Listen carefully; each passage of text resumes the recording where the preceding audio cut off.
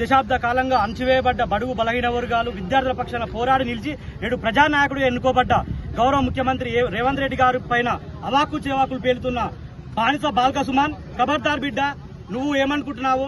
తెలంగాణ ఉద్యమంలో ఎంతో మంది బిడ్డల ప్రాణత్యాగాల మీద నువ్వు ఎదిగొచ్చినావు. అలాగే ఇలా మేము మాట్లాడుతున్నాం ఉస్మానియా గడ్డ నుంచి విద్యార్థి నాయకులు నిన్న ఒకటే క్వశ్చన్ అడుగుతున్నాం. నేరెళ్ల బాధితులకు లాకప్ లో హింస చేసిన ఎక్కడ పోయింది నీ నోరు?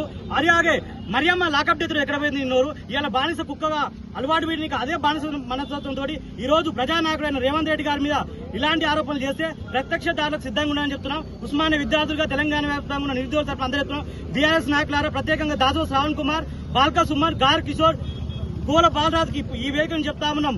ఇక నుండి బిడ్డ రేవంత్ రెడ్డి గారి మీద ఏ ఒక్క మాట మాట్లాడినా విమర్శించినా అది విమర్శించండి, ఓ పాలసీ పైన విమర్శించండి. ప్రత్యక్ష వ్యక్తిగత విమర్శలు ఎవరు చేసినా వారి మీద విద్యార్థుల పక్షాన ప్రత్యక్ష దాడులు చేయడానికి సిద్ధంగా ఉన్నామని మేము హెచ్చరిస్తా ఉన్నాం.